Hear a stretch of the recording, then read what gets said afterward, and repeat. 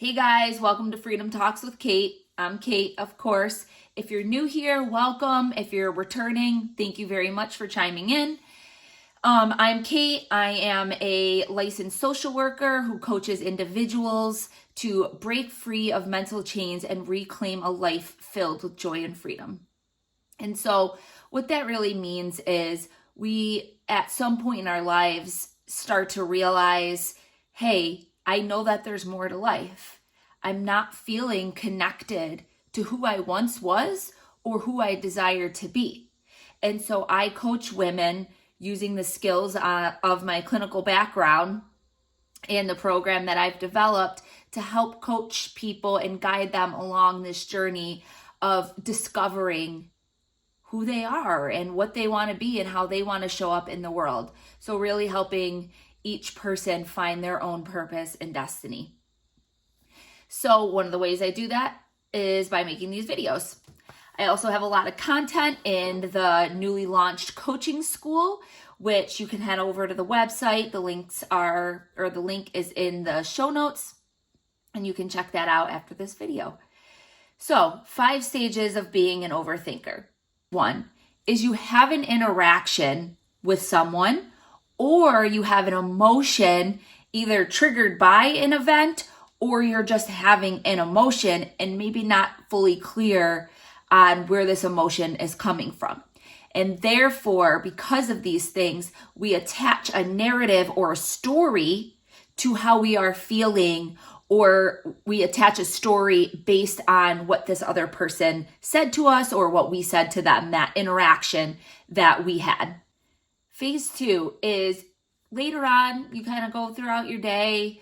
It could happen right away, but a lot of people will kind of move on through their day. And once they're in their car ride, or they're sitting in bed alone, or sitting on their couch to watch a show, that's when all these thoughts start replaying in your head. And you really start to analyze this interaction that you had with this person or people, or analyze this emotion that you can't seem to shake. And so you really begin to, in this phase, question yourself and how you showed up in that conversation, things that you said, what this person meant by what they said, wondering, do they like me? What did they mean by this? And start really making all these assumptions and become very curious about, what did this conversation even mean? Or why did I do that? Why did I say that? And it really starts to do this, which I call the thought spiral.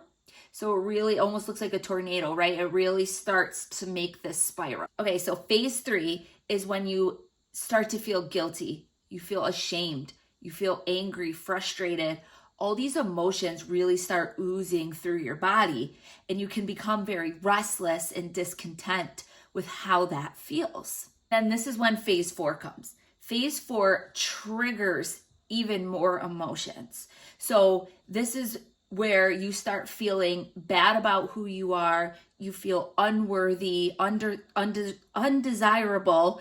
You feel not good enough. And you start really beating yourself up and getting down on yourself because of this interaction, these assumptions, these expectations that you had of yourself, or you worry about something you said or didn't say, and or you didn't do something perfect that day. So you start really feeling down and really feeling bad about who you are as a person, not just bad about the actions, but bad about who you are. Phase 5 is really the impact that these thoughts really have on us. So it starts impacting your sleep. So you may not be sleeping, or you may find once you fall asleep, it's really hard to get up in the morning because you're emotionally exhausted.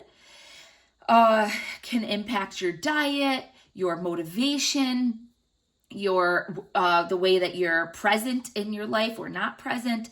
So it starts to really factor in all these other areas of your life. Okay, so perfect example is, say you're at the gym and all the girls are talking about this new diet, and someone makes a comment along the lines of, well, these other people didn't follow it exactly and they're not getting the results they wanted. You kind of agree, go along with the conversation, don't really have much to say about it. But later on, you're driving home and you start replaying this whole interaction in your head and you start thinking about your own actions. And maybe you went out to dinner last night with some friends, or you took some extra bites of something, or you haven't followed it exact because you were hungry that day and you needed a little extra food. And so you really start to wonder, did this person make comments at me? Did they know? And you begin to start feeling guilty about your own actions. And then you begin to feel like, well, maybe I should just quit. I'm a failure. I'm not good at this. I can never follow through with anything. And you get really angry and frustrated with yourself and your actions because this conversation triggered this whole thought spiral. And so you're frustrated that you're overthinking this whole thing. You're frustrated that you can't follow this diet exactly. You feel like a failure yet again. You feel like you're not going to get the results that you want. You begin phase 5 to feel unmotivated. Why even bother? Why even try? It's not going to happen for me anyway. And so these thoughts, one will lead into the next, to the next, to the next. And sometimes actually these thoughts will transfer to a completely different situation. And then you wonder, how did I even get over here to these thoughts when this was the original thing that I was thinking about? And so another quick example is in relationships. This happens a lot. So you're having a conversation with your partner, say about the future, and you guys realize you don't agree on the same things. And then you begin to realize your expectations or the things you desire aren't aligning with your partner. And as a result, maybe you felt shut out by this person. You felt unheard or unseen. And so then those feelings of feeling ashamed or feeling bad about who you are start to creep in. You start to wonder, am I good enough? Will I be with this person? Why am I not good enough? What is it that I did? I've always felt this way. All these childhood wounds can start coming up. So it just begins to do, again, this spiral. I am bold, I'm a lion, I'm unbreakable, I'm